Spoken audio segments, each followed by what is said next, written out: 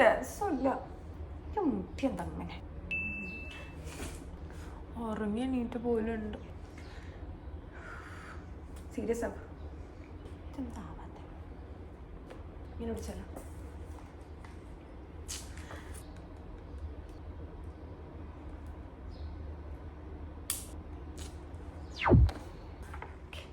Hi, എന്നെ അങ്ങനെ ആർക്കും അത്ര പരിചയം ഉണ്ടാകാൻ വഴിയില്ല. I M ഷാനിക, A cabin crew member with Etihad Airways.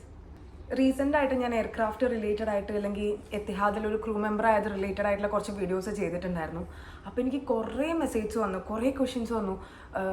അപ്പോഴെനിക്ക് മനസ്സിലായ കുറേ പേർക്ക് ഇത് ഭയങ്കര ആഗ്രഹം ഉണ്ടെങ്കിലും ഓക്കെ എന്താണ് അതിന് വേണ്ടത് എന്നൊരു കാര്യത്തിൽ ഇപ്പോഴും കുറച്ച് ക്ലാരിറ്റി ഇല്ല. എങ്ങനെയാണ്, അല്ലെങ്കിൽ ആദ്യത്തെ സ്റ്റെപ്പ് എന്താണ്, അല്ലെങ്കിൽ എന്താണ് ഇതിനു വേണ്ടി പ്രിപ്പയർ ചെയ്യേണ്ടത് എന്നതിൽ കുറേ പേര് കൺഫ്യൂസ്ഡ് ആണ്. അങ്ങനെ ഇൻസ്റ്റഗ്രാമിൽ വന്ന കുറച്ച് ക്വസ്റ്റ്യൻസ്, അതിൽ റിപ്പീറ്റഡ് ആയിട്ട് വന്ന ക്വസ്റ്റ്യൻസ്, അല്ലെങ്കിൽ എനിക്ക് ഇമ്പോർട്ടൻ്റ് ആയിട്ട് തോന്നിയ കാര്യങ്ങൾ ഞാൻ നോട്ട് ഡൗൺ ചെയ്തിട്ടുണ്ട്. അത് നമുക്ക് ആൻസർ ചെയ്യാം. ഫസ്റ്റത്തെ ക്വസ്റ്റ്യൻ ഇതാണ്: ഇംഗ്ലീഷ് ഫ്ലുവൻസി ഇൻ്റർവ്യൂ ടൈമിൽ ഇമ്പോർട്ടൻ്റ് ആണ്? ഭയങ്കര ഇമ്പോർട്ടൻ്റ് ആണ്. ഒരു ഇൻ്റർവ്യൂവർ ആദ്യം നമ്മളിൽ നോക്കുന്ന ഒരു കാര്യം ഇംഗ്ലീഷ് ഫ്ലുവൻസി ഉണ്ടോ എന്നാണ്. കാരണം അതും ഇവിടുത്തെ ഒരു ഇൻ്റർനാഷണൽ ഇംഗ്ലീഷ് ഫ്ലുവൻസി ആണ് ഏറ്റവും ഇമ്പോർട്ടൻ്റ് ആയിട്ടുള്ള കാര്യം. നിങ്ങൾക്ക് പ്രൊഡക്റ്റ് നോളേജ് ഉണ്ടോ എന്നുള്ളൊരു കാര്യത്തിൽ അവർ ഭയങ്കര ഫോക്കസ്ഡ് ആവില്ല. കാരണം പ്രൊഡക്റ്റ് നോളേജ് ഇല്ലെങ്കിലും ഇവിടെ വന്നിട്ട് ഒരു proper training, A to Z training അവർ തരും. അപ്പോൾ നിങ്ങൾ അത് റിലേറ്റഡ് ആയിട്ട് നിങ്ങൾക്ക് നോളേജ് ഉണ്ടോ ഇല്ലയോ എന്നുള്ളത് അവരെ കൺസേൺ അല്ല. പക്ഷേ ഇംഗ്ലീഷ് നിങ്ങൾ ഫ്ലുവൻ്റ് ആയിരിക്കണം, അത് അവർക്ക് ഭയങ്കര ഇമ്പോർട്ടൻ്റ് ആണ്. അത് എത്തിഹാദ് എന്ന് മാത്രമല്ല, ഏതൊരു എയർലൈനും ഒരു ക്രൂ മെമ്പറെ നോക്കുമ്പോൾ അവരിൽ ആദ്യം നോക്കുന്നത് അവരുടെ കമ്മ്യൂണിക്കേഷൻ സ്കില്ലായിരിക്കും. ഓക്കെ, അടുത്തത് ഏജ് ആൻഡ് ക്വാളിഫിക്കേഷൻ. ക്വാളിഫിക്കേഷൻ എന്ന് പറയുന്നത് ഒരു ക്യാബിൻ ക്രൂ ആവാൻ വേണ്ടി ആക്ച്വലി 12th മതി. 12th ആണ് അവരൊരു മിനിമം ക്വാളിഫിക്കേഷനായിട്ട് വെച്ചിട്ടുള്ളത്.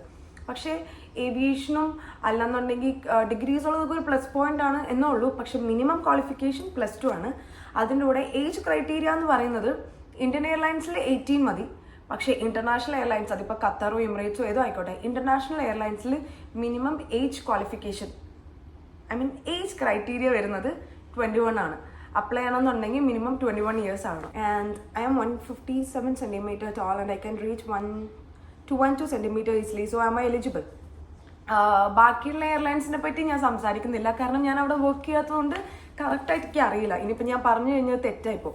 എത്തിഹാദിൻ്റെ റൂൾ വെച്ച് ഞാൻ പറയാം, ആം റീച്ച് 212 എത്തുന്നത് അവരുടെ കൺസേൺ അല്ല. ഇവിടെ ആം റീച്ച് നോക്കാറില്ല.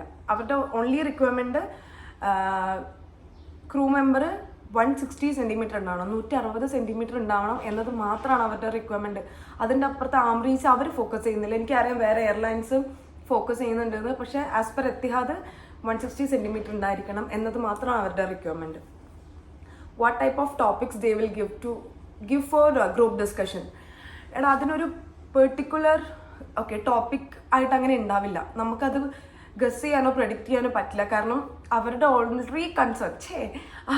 ഓൺലി കൺസേൺ നിങ്ങളുടെ ലാംഗ്വേജ് സ്കില്ല് അറിയാന്നുള്ളതാണ്. അപ്പോൾ അവർ സത്യം പറഞ്ഞാൽ നമ്മൾ എന്താണ് സംസാരിക്കുന്നത് എന്ന് അവർ ഫോക്കസ് ചെയ്യില്ല. നമ്മൾ പറയുന്ന കാര്യം ശരിയാണോ തെറ്റാണോ എന്നുള്ള കാര്യം അവർ ആക്ച്വലി ഫോക്കസ് ചെയ്യില്ല. അവരുടെ ഫോക്കസ് നമ്മളത് സംസാരിക്കുന്ന രീതി എങ്ങനെയാണ്, നമ്മുടെ ലാംഗ്വേജ് എങ്ങനെയാണ്, അല്ലെങ്കിൽ നമ്മൾ സംസാരിക്കുമ്പോൾ നമ്മുടെ പോസ്റ്റർ കീപ്പ് ചെയ്യുന്നുണ്ടോ, നമ്മുടെ ബോഡി ലാംഗ്വേജ് മെയിൻറ്റെയിൻ ചെയ്യുന്നുണ്ടോ, ഈ കാര്യങ്ങളൊക്കെയാണ് അവർ ഫോക്കസ് ചെയ്യുക. അപ്പോൾ ടോപ്പിക്ക് ഒരു ബേസിക് ഏതെങ്കിലും ഒരു ടോപ്പിക്കിനെ പറ്റി ആയിരിക്കും അവർ ചോദിക്കുക. വളരെ ഈസിലി എന്നോട് ചോദിച്ചത് വുമൺ എംപവർമെൻറ്റാണ്. ഈ വുമൺ എംപവർമെൻറ്റ് എന്താണെന്ന് സത്യം പറഞ്ഞാൽ ഇപ്പോഴും എനിക്കറിയില്ല. അതായത് അതിനെപ്പറ്റി ഒരു GD റൗണ്ടിൽ സംസാരിക്കാൻ പറഞ്ഞാൽ എനിക്കറിയില്ല. പക്ഷേ ഞാനന്ന് എനിക്ക് അറിയുന്ന നോളജ് വെച്ച് സംസാരിച്ചു. പക്ഷെ അവർ ചിലപ്പോൾ ഞാൻ പറഞ്ഞ കാര്യത്തിൽ കൂടുതലും ഞാൻ എൻ്റെ ലാംഗ്വേജും ഞാൻ അതെങ്ങനെയാണ് സംസാരിക്കുന്നത്, അല്ലെങ്കിൽ ഗ്രൂപ്പ് ഡിസ്കഷൻ ആയതുകൊണ്ട് തന്നെ പല ആൾക്കാരും സംസാരിക്കും. അപ്പോൾ നമ്മൾ ഓപ്പോസിറ്റ് ഉള്ള ഒരാൾക്ക് സംസാരിക്കാനുള്ള ഒരു സ്പേസ് കൊടുക്കുന്നുണ്ടോ, അതോ നമ്മൾ മാത്രം മെയിൻ ആവാൻ വേണ്ടി കിടന്ന് സംസാരിച്ചുകൊണ്ടിരിക്കുകയാണോ, മറ്റേ ആളെ സംസാരിക്കാനുള്ള സ്പേസ് കൊടുക്കുന്നുണ്ടോ, എല്ലാവരുടെയും ഒപ്പീനിയൻസ് റെസ്പെക്ട് ചെയ്യുന്നുണ്ടോ, ഇതൊക്കെയാണ് അവർ ഫോക്കസ് ചെയ്യുന്ന ഒരു കാര്യം. അപ്പോൾ GDയിൽ നിങ്ങൾ ടോപ്പിക്കിനേക്കാളും കൂടുതൽ അതെങ്ങനെ കമ്മ്യൂണിക്കേറ്റ് ചെയ്യാം, എത്ര നീറ്റായിട്ട് കമ്മ്യൂണിക്കേറ്റ് ചെയ്യാം, വേറൊരാൾക്ക് സ്പേസ് കൊടുത്ത് എങ്ങനെ നിങ്ങളുടെ പോയിന്റ് പറയാം എന്നതിൽ ഫോക്കസ് ചെയ്യുന്നതായിരിക്കും ബെറ്റർ കേട്ടോ. How much time they will take for short listing after applying? അത് ഡിപ്പെൻസ് ആണ്. എനിക്ക് അപ്ലൈ ചെയ്തിട്ട് വിത്തിൻ 3 വീക്സിൽ എനിക്ക് മെയിൽ വന്നിട്ടുണ്ടായിരുന്നു എൻ്റെ ഫസ്റ്റ് വീഡിയോ അസസ്മെൻറ്റ് ചെയ്യാൻ വേണ്ടിയിട്ട്. പക്ഷേ എനിക്ക് ഫ്രണ്ട്സ് ഉണ്ട് അപ്ലൈ ചെയ്തിട്ട് മാസങ്ങളായിട്ടും റെസ്പോൺസ് ഇല്ലാത്തവരുണ്ട്. വീഡിയോ അസസ്മെൻറ്റ് കഴിഞ്ഞിട്ട് റെസ്പോൺസ് ഇല്ലാത്തവരുണ്ട്. അത് ഡിപ്പെൻസ് ആണ്. അത് എന്താണെന്ന് വെച്ചാൽ സത്യം പറഞ്ഞാൽ എനിക്ക് അറിയില്ല. കാരണം അത് ഇതിൻ്റെ റിക്രൂട്ട്മെൻറ്റ് ടീമിൻ്റെ കയ്യിലാണ്. അതിപ്പോൾ അവർക്ക് കുറേ ആപ്ലിക്കേഷൻസ് വരുന്നത് കൊണ്ടായിരിക്കാം ഡിലേ ആവുന്നത്. അല്ലാന്നുണ്ടെങ്കിൽ അവരൊരു ക്രൈറ്റീരിയ എന്തെങ്കിലും അവർക്കുണ്ടാവാം. അതിനെപ്പറ്റി ഉറപ്പില്ല. അത് ഡിപ്പെൻസ് ആണ്. ഓരോരോ ആൾക്ക് ആ ഒരു ടൈം, നമ്മൾ അപ്ലൈ ചെയ്യുന്നൊരു ടൈമിൻ്റെ ഒരു റഷും ഭാഗ്യവും എല്ലാത്തിനെയും ഡിപ്പെൻഡ് ചെയ്തിരിക്കും. എന്തൊക്കെ ലാംഗ്വേജ് പഠിക്കണം ക്യാബിൻ ക്രൂ ആവാൻ? ഇൻ്റർനാഷണൽ എയർലൈനിൽ ഇംഗ്ലീഷ് മാത്രമാണ് പ്രയോറിറ്റി. നിങ്ങൾക്ക് അതർ നാഷണാലിറ്റീസ് അതർ ലാംഗ്വേജസ് അറിയുമെന്നുണ്ടെങ്കിൽ അതൊരു പ്ലസ് പോയിന്റ് ആണ്. അവർ ചോദിക്കും ഏതൊക്കെ ലാംഗ്വേജ് അറിയാം. ഇപ്പോൾ എന്നെ സംബന്ധിച്ചിടത്തോളം എനിക്ക് ഇംഗ്ലീഷും എൻ്റെ മലയാളവും മാത്രമേ അറിയുള്ളൂ. ഹിന്ദി ഞാൻ ഓക്കെയാണ്, പക്ഷെ ഞാൻ ഹിന്ദിയിൽ അത്ര ഫ്ലുവൻ്റ് ഒന്നുമല്ല. എനിക്ക് കേട്ടാൽ മനസ്സിലാവും, സംസാരിക്കാൻ എനിക്ക് ബുദ്ധിമുട്ടുണ്ട്. തമിഴ് എനിക്ക് സംസാരിക്കാൻ അറിയാം, കേട്ടാലും മനസ്സിലാവും. അപ്പം ഞാൻ പറഞ്ഞത് തമിഴും ഇംഗ്ലീഷുമാണ്. അപ്പോൾ ഇത്രയും ലാംഗ്വേജസ് അറിയണം എന്നൊന്നുമില്ല കേട്ടോ. ഇംഗ്ലീഷ് നിങ്ങൾക്ക് പെർഫെക്റ്റ്, നിങ്ങളുടെ ഇംഗ്ലീഷ് സെറ്റാണോ? സെറ്റാണ്. അടുത്ത ക്വസ്റ്റ്യൻ വന്നത് English test and vision requirement. English test ഭയങ്കര ഡിഫിക്കൽട്ടായിരുന്നു. ഞാൻ അത്രയും റൗണ്ട് അറ്റൻഡ് ചെയ്തിട്ട് എനിക്ക് ഏറ്റവും ബുദ്ധിമുട്ടായിട്ട് തോന്നിയ റൗണ്ട് ഇംഗ്ലീഷ് ടെസ്റ്റ് ആയിരുന്നു. ഇംഗ്ലീഷ് ടെസ്റ്റിൻ്റെ സമയത്ത് ആക്ച്വലി ഞങ്ങൾ ലക്ഷദ്വീപിലായിരുന്നു. ഞാനും ഫ്രണ്ട്സും കൂടെ എന്തായാലും ഇൻ്റർവ്യൂ ഒന്നും കിട്ടില്ല, പോയി ചില്ല് ചെയ്യാം എന്ന് പറഞ്ഞിട്ട് ലക്ഷദ്വീപിൽ പോയ സമയത്താണ് മെയിൽ വരുന്നത് 24 hours ഇത് കംപ്ലീറ്റ് ചെയ്യണമെന്ന് പറഞ്ഞിട്ട്. സിമ്മില്ല, ഫോമൽസ് ഇല്ല കയ്യിൽ, എന്ത് ചെയ്യണമെന്ന് അറിയില്ല, എങ്ങനെ ചെയ്യണമെന്ന് അറിയില്ല. അങ്ങനെ ഒരുവിധം സോർട്ട് ഔട്ട് ചെയ്തിട്ട് എങ്ങനെയൊക്കെയും ഞാൻ ചെയ്തൊരു ഇംഗ്ലീഷ് ടെസ്റ്റ് ആയിരുന്നു. കിട്ടൂല എന്ന് വിചാരിച്ചേ, പക്ഷേ എനിക്ക് ലക്ലി ഞാനത് ക്ലിയർ ചെയ്യാൻ പറ്റിയിട്ടുണ്ട് എനിക്ക്. അപ്പോൾ ഇംഗ്ലീഷ് ടെസ്റ്റ് ഭയങ്കര ഡിഫിക്കൽട്ടായിരുന്നു.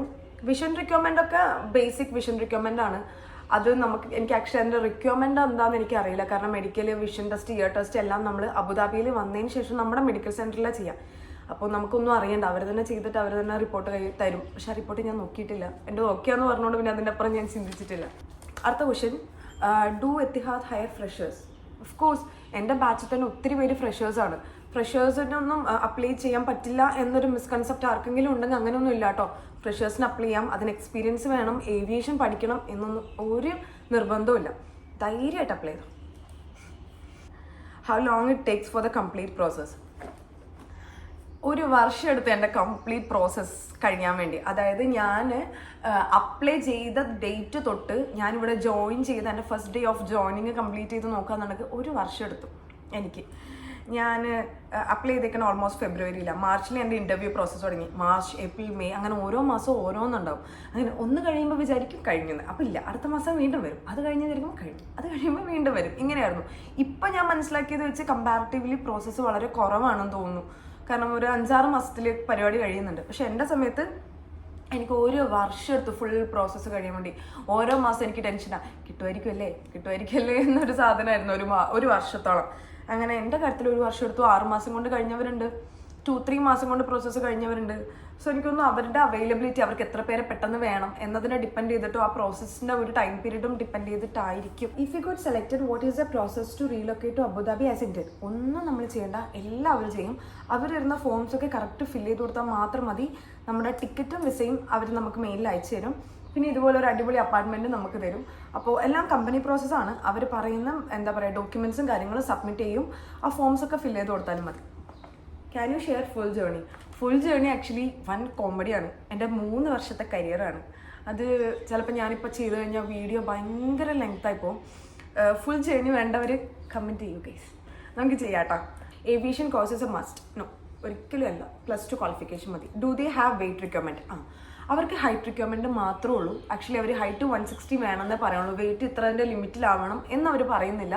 പക്ഷേ ഒരു ഹൈറ്റിനനുസരിച്ചൊരു വെയിറ്റ് ഉണ്ടോ എന്ന് അവർ വെയിറ്റ് ചെക്ക് ചെയ്യും. പക്ഷെ അത് അവരിവിടെ വന്നതിന് ശേഷം ചെയ്യുള്ളൂ കേട്ടോ. നിങ്ങൾ വന്നതിന് ശേഷം ജസ്റ്റ് വെയിറ്റ് ചെക്ക് ചെയ്യുക. അതായത് നമ്മൾ ഒബീസിറ്റി അല്ല, വിത്തിൻ വെയിറ്റ് ലിമിറ്റ് ആണ് എന്നുള്ളതൊന്ന് കൺഫേം ചെയ്യണം. അത് ഒബീസ്ലി കാണുന്ന സമയത്ത് അവർക്ക് മനസ്സിലാവുന്നതേ ഉള്ളൂ. അതുകൊണ്ട് കാണുമ്പോൾ നിങ്ങൾ ഫിഗർ ഓക്കെ ആണെന്നുണ്ടെങ്കിൽ അതിൻ്റെ അപ്പുറത്ത് നിങ്ങൾ വെയിറ്റ് കൂടുതലാണോ എന്നുള്ളത് അവർ ഫോക്കസ്ഡ് അല്ല. അതെനിക്ക് ഭയങ്കര ആശ്വാസമുള്ളൊരു കാര്യമായിരുന്നു. കാരണം ഞാൻ വെയിറ്റ് ഉണ്ടായിട്ടല്ല, പക്ഷേ വെയിറ്റിൽ അത്രയും ഫോക്കസ് ചെയ്യുന്നില്ലല്ലോ എന്നുള്ളത് ഭയങ്കര ഒരു ആശ്വാസമായിരുന്നു. How to apply interview at degree mandatory? Apply ചെയ്യാൻ എത്തിഹാദിൻ്റെ ഒഫീഷ്യൽ സൈറ്റിൽ പോയി കഴിഞ്ഞാൽ നിങ്ങൾക്ക് അവിടെ അപ്ലൈ ചെയ്യാനുള്ള ഒരു ഓപ്ഷൻ ഉണ്ടാവും. അതിൽ പോയിട്ട് നിങ്ങളുടെ CV ഡ്രോപ്പ് ചെയ്യുക, അല്ലെങ്കിൽ നിങ്ങളുടെ പേഴ്സണൽ ഇൻഫർമേഷൻ നിങ്ങൾക്ക് ടൈപ്പ് ചെയ്യാൻ പറ്റും. നിങ്ങളുടെ പേര്, നിങ്ങളുടെ ഗ്രാജുവേഷൻ ഡീറ്റെയിൽസ്, അങ്ങനെയെല്ലാം അത് കൊടുത്തിട്ടാണ് നമ്മൾ അപ്ലൈ ചെയ്യേണ്ടത്. രണ്ടാമത്തെ കാര്യം, ഇൻ്റർവ്യൂ അറ്റയർ.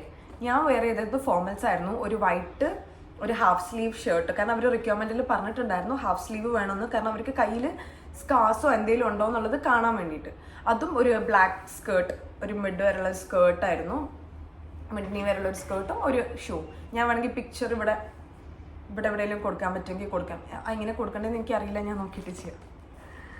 പിന്നെ ഡിഗ്രി ഒരിക്കലും മാൻഡറ്ററി അല്ല. +2 ആണ് മിനിമം ക്വാളിഫിക്കേഷൻ. നിങ്ങൾ +2ലും നിങ്ങളുടെ ലാംഗ്വേജ് സെറ്റ് ആണെന്നുണ്ടെങ്കിൽ ധൈര്യമായിട്ട് അപ്ലൈ ചെയ്തു. How many interview rounds, how did you prepare?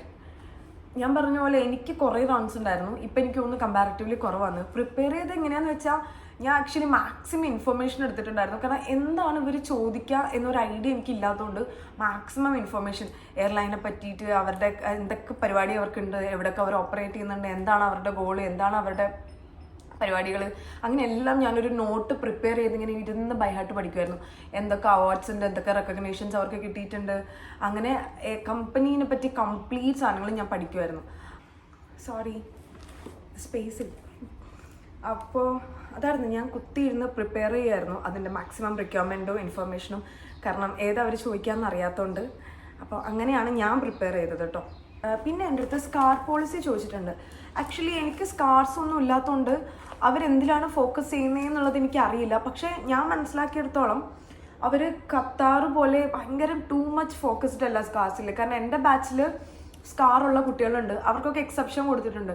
അതായത് 6 months ട്രെയിനിങ് ചെയ്യണം, അല്ലെങ്കിൽ ട്രീറ്റ്മെൻറ്റ് ചെയ്യണം, 3 months ട്രീറ്റ്മെൻറ്റ് കംപ്ലീറ്റ് ചെയ്യണം, അങ്ങനെ ഒരു എക്സെപ്ഷൻ കൊടുത്തിട്ടുണ്ട്. അപ്പോൾ നിങ്ങൾക്ക് സ്കാർ ഉണ്ട് അതുകൊണ്ട് കിട്ടില്ല എന്ന് വിചാരിച്ച് ദയവ് ചെയ്ത് നിങ്ങൾ പോവാതിരിക്കരുത്. പോകണം, ട്രൈ ചെയ്യണം. അവർ ടൈം പീരീഡ് തരും. ചിലപ്പോൾ 3 months ഇത് ക്ലിയർ ചെയ്തിട്ട് വാ, അല്ലെങ്കിൽ 6 months ഇത് ക്ലിയർ ചെയ്തിട്ട് വാ എന്നൊരു ടൈം പീരീഡ് തരും. അതുകൊണ്ട് സ്കാർ പോളിസി എനിക്കൊന്ന് അത്രയും വിസിബിൾ അല്ലാത്ത സ്കാർ ഒന്നും എത്തിഹാദിൽ വലിയൊരു ഇഷ്യൂ അല്ല എന്നാണ് ഞാൻ കണ്ടത് വെച്ച് എനിക്ക് തോന്നിയിട്ടുള്ളത്. കാരണം ഞാൻ ക്രൂവിനൊക്കെ കാണുമ്പോൾ ഞാൻ വിചാരിക്കും അവർക്കൊക്കെ അത്യാവശ്യം സ്കാർ ഉണ്ടല്ലോ, അതൊന്നും ഒരു ഇഷ്യൂ അല്ല എന്നുണ്ടെങ്കിൽ വലിയ കുഴപ്പമാവില്ല. സോ പ്ലീസ്, സ്കാർ ഉണ്ടെന്ന് വിചാരിച്ച് ദയവ് ചെയ്ത് ഇൻ്റർവ്യൂവിന് പോവാതിരിക്കല്ലേ. എല്ലാവരും പോവുക, അപ്ലൈ ചെയ്യുക, എന്നിട്ട് ഇൻ്റർവ്യൂ അറ്റൻഡ് ചെയ്യുക. അതും ഒരു സ്കാർ അവരൊരു ഇഷ്യൂ ആയിട്ടാണ് വരുന്നതെന്നുണ്ടെങ്കിൽ നമുക്കത് സോർട്ട് ഔട്ട് ചെയ്യാൻ കുറേ വഴിയുണ്ട്. ട്രീറ്റ്മെൻ്റ് ആണെങ്കിലും പിന്നെ ടൈം അവർ തരുന്നുണ്ട്. സോ പ്ലീസ് പോകണം എന്തായാലും. സ്കാർ വിചാരിച്ച് ടെൻഷനായിട്ട് ആരും പോകാതിരിക്കരുത്. ഏറ്റവും റിപ്പീറ്റഡ് ആയിട്ട് വന്ന ക്വസ്റ്റ്യൻ, ചേച്ചി ഇൻ്റർവ്യൂവിൻ്റെ ഇടയിൽ ചോദിക്കാവുന്ന ക്വസ്റ്റ്യൻസ് പറഞ്ഞല്ലോ. എടാ അതിനൊരു പെർട്ടിക്കുലർ സെറ്റ് ഓഫ് ക്വസ്റ്റ്യൻസ് ഇല്ല. കാരണം അങ്ങനെ ഉണ്ടെന്നുണ്ടെങ്കിൽ എല്ലാവർക്കും എളുപ്പമല്ലേ, എല്ലാവരും അത് ബൈഹാർട്ട് പഠിച്ച് വെച്ച് പോകില്ലേ. അപ്പോൾ ഒരു പെർട്ടിക്കുലർ ക്വസ്റ്റ്യൻസ് ഇല്ല. ഞാൻ പറഞ്ഞ പോലെ അവരുടെ കൺസേൺ നമ്മുടെ ബിഹേവിയറിൽ, നമ്മുടെ ലാംഗ്വേജ്, നമ്മളതെങ്ങനെ ആ ബോഡി ലാംഗ്വേജ് ഇതൊക്കെ അറിയാമെന്നുള്ളതാണ്. അപ്പോൾ അവർക്ക് എന്ത് വേണേലും ചോദിക്കാം. അവർക്ക് നമ്മുടെ ലാംഗ്വേജും നമ്മുടെ കമ്മ്യൂണിക്കേഷൻ സ്കില്ലും മാത്രം അറിഞ്ഞാൽ മതി. പക്ഷേ ഈവൻ ദോ ഇൻ്റർവ്യൂ പ്രോസസ്സിൽ മെയിനായിട്ട് ചോദിക്കുന്ന ഒരു കാര്യം സെൽഫ് ഇൻട്രോ, ഒബ്വിയസ്ലി നിങ്ങൾക്ക് അറിയായിരിക്കും. രണ്ടാമത്തെ കാര്യം വൈ. ഇപ്പോൾ എത്തിഹാദിൻ്റെ ഇൻ്റർവ്യൂവിനെ പോകുന്നെങ്കിൽ അവിടെ വേറെ എയർലൈൻസ് ഉണ്ട് ഇഷ്ടംപോലെ, ഖത്താറുണ്ട്, എമിറേറ്റ്സ് ഉണ്ട്. Why Etihad? അങ്ങനെ ഒരു ക്വസ്റ്റ്യൻ ചോദിക്കും, എന്തുകൊണ്ടാണ് നിങ്ങൾ എത്തിഹാദ് ചൂസ് ചെയ്തത്? മൂന്നാമത്തെ ക്വസ്റ്റ്യൻ റോൾസ് ആൻഡ് റെസ്പോൺസിബിലിറ്റി. എന്തൊക്കെയാണ് ഒരു ക്യാബിൻ ക്രൂവിൻ്റെ റോൾസും അവരുടെ റെസ്പോൺസിബിലിറ്റീസും? ഇത് എല്ലാ ഇൻ്റർവ്യൂവിനും ചോദിക്കാറുണ്ട് യൂഷ്വലി. ഇതിൻ്റെ അപ്പുറത്ത് അവർ ചോദിക്കുന്നത് എന്താണെന്ന് വെച്ചാൽ അവർക്ക് ജസ്റ്റ് നിങ്ങൾ സംസാരിക്കുന്നത് എങ്ങനെയുണ്ടെന്ന് അറിയാൻ റാൻഡംലി എന്ത് ക്വസ്റ്റ്യൻസ് വേണമെങ്കിലും ചോദിക്കാം. എൻ്റെ അടുത്ത് ആക്ച്വലി സംസാരിക്കാനാണ് പറഞ്ഞത് ക്വസ്റ്റ്യൻസ് ചോദിക്കുന്നതിന് പകരം. എന്നോട് എൻ്റെ ഹാപ്പി ഒരു മെമ്മറി, ഞാൻ ഫ്ലൈ ചെയ്തുകൊണ്ടിരുന്നപ്പോൾ എനിക്ക് ഫ്ലൈറ്റിലുണ്ടായിരുന്ന ഒരു ഹാപ്പി മെമ്മറീനെ പറ്റി പറയാൻ പറഞ്ഞു. ഞാൻ പറഞ്ഞു എനിക്ക് ഫ്ലൈ ചെയ്തപ്പോൾ എനിക്ക് ഭയങ്കര സന്തോഷം ഉണ്ടായിരുന്ന ഒരു കാര്യം ഉണ്ടായിരുന്നു എന്ന് പറഞ്ഞിട്ട് ഞാൻ ആ കാര്യങ്ങൾ സംസാരിച്ചു. പിന്നെ എന്നോട് ചോദിച്ചത് ഒരു കോൺഫ്ലിക്റ്റ്, ഫ്ലൈ ചെയ്തുകൊണ്ടിരുന്ന സമയത്ത് ഏതെങ്കിലും ക്രൂ ആയിട്ട് എന്തെങ്കിലും പ്രശ്നം ഉണ്ടായിട്ടുണ്ടോ, ആരെങ്കിലും ആയിട്ട് ഒരു വഴക്കുണ്ടായിട്ടുണ്ടോ, അതെങ്ങനെ പിന്നെ നിങ്ങൾ സോൾവ് ചെയ്തു, ഇത് ചോദിച്ചു. അതും അങ്ങനെ എനിക്കൊരു കോൺഫ്ലിക്റ്റ് അല്ല, ഒരു ആർഗ്യുമെൻസും അല്ല, ഒരു കമ്മ്യൂണിക്കേഷനിൽ ഒരു ചെറിയൊരു തർക്കം പോലെ ഉണ്ടായിരുന്ന ഒരു കാര്യവും ഞാൻ പറഞ്ഞു. ഇങ്ങനെ ഒരു ഇൻസിഡൻറ്റ് ഓൺ ബോർഡ് ഉണ്ടായിട്ടുണ്ടായിരുന്നു, അതും ഞാൻ എങ്ങനെ സോർട്ട് ഔട്ട് ചെയ്തു എന്നുള്ളത് സംസാരിച്ചു. മേ ബി അതാണ് എൻ്റെ അടുത്ത് ക്വസ്റ്റ്യൻ എന്നുള്ള രീതിയിൽ വന്നത്. അപ്പോൾ അതുപോലെ നമ്മുടെ അടുത്ത് എന്തും ചോദിക്കാം. ഇപ്പോൾ ഫ്രഷറായിട്ടാണ് പോകുന്നതെന്ന് നിങ്ങളുടെ ഒരു എക്സ്പീരിയൻസ് ഫ്ലൈ ചെയ്യുന്ന സമയത്ത് എന്താ ഉണ്ടായിരുന്നതെന്ന് പറയില്ലല്ലോ. അപ്പോൾ അത് ആ ഇൻ്റർവ്യൂ പേഴ്സണെ ഡിപ്പെൻഡ് ചെയ്തിരിക്കും. അത്യാവശ്യം ഒന്ന് പ്രിപ്പയർ ചെയ്തിട്ട് പോയാൽ മതി. ഓക്കെ, ഒരുവിധം എന്നോട് ചോദിച്ച ക്വസ്റ്റ്യൻസ് ഒക്കെ ഞാൻ കംപ്ലീറ്റ് ചെയ്തിട്ടുണ്ടെന്നാണ് ഞാൻ വിശ്വസിക്കുന്നത്. ഇതിൻ്റെ അപ്പുറത്ത് നിങ്ങൾക്ക് എന്തെങ്കിലും കാര്യങ്ങൾ അറിയണമെന്നുണ്ടെങ്കിൽ കമൻറ്റ് ചെയ്യുക. അല്ലാന്നുണ്ടെങ്കിൽ നമുക്കിതിനെപ്പറ്റി ഒരു ലോങ് വീഡിയോ ചെയ്യാം, ദ ഹോൾ പ്രോസസ്സ്. ഓക്കെ.